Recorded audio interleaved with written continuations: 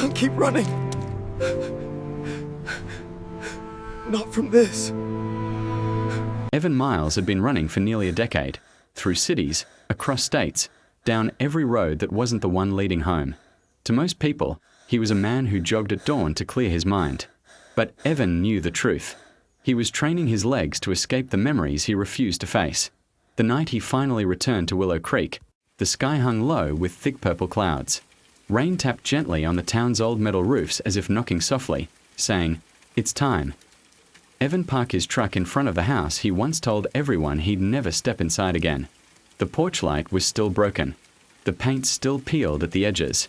The wind still whistled through the dented gutter his father always swore he'd fix next weekend. But the biggest difference wasn't the house. It was the silence. His father wasn't inside anymore. He never would be again. Evan stood there, hands trembling, breath shallow. "Just go in," he whispered to himself. But his legs, the ones that carried him through marathons, felt like cement.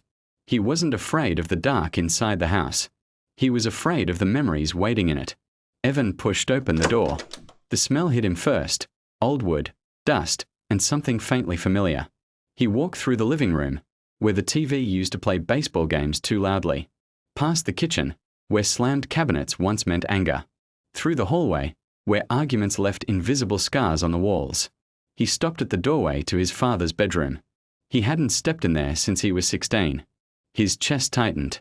His breathing quickened. All the anger he'd swallowed for years rushed back at once.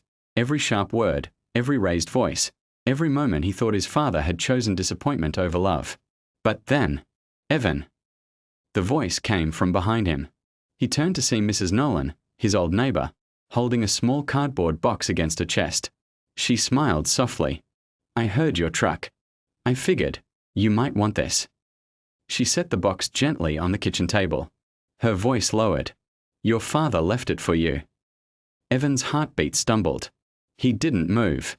Mrs. Nolan hesitated, then added, "He talked about you more than you knew."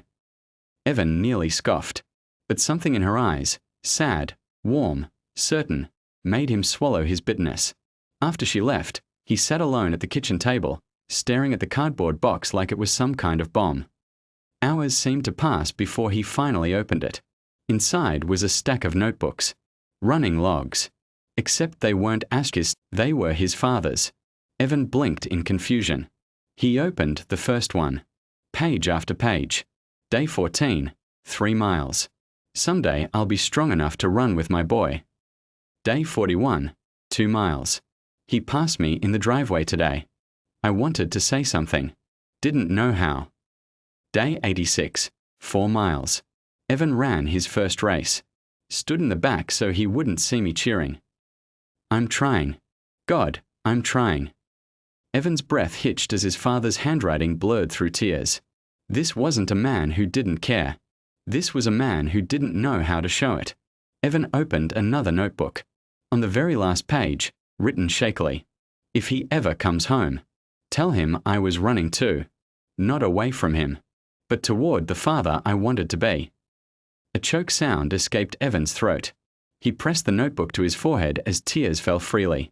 He had spent years believing his father didn't love him, but his father had been fighting his own battles, silently, clumsily, imperfectly, trying to be better, trying to reach him. Evan closed the notebook slowly. Then he did something he hadn't allowed himself to do in years. He walked outside, stepped into the cool night air, and let himself feel everything. Regret, grief, love, loss, understanding. When the streetlight flickered above him, he looked up and whispered into the quiet, "I forgive you, Dad." For the first time in years, his legs didn't feel like running. The next morning, the rain had stopped. The town glowed with soft golden light. Evan laced up his running shoes, not to escape, but to honor the man who had tried in his own broken way.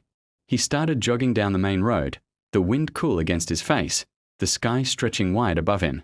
Not running from pain, running with peace. Mrs. Nolan watched from her porch, wiping a quiet tear. For the first time since he was a teenager, she saw Evan Miles smile. A real smile. The kind that comes from finally putting down a burden you carried far too long. No matter how long you've been running, Healing begins the moment you decide to turn around and face what hurt you. If this story touched your heart, don't scroll away just yet. Share it with someone who's been carrying something heavy. And if you believe in stories that heal, inspire, and remind us we are never alone, follow for more.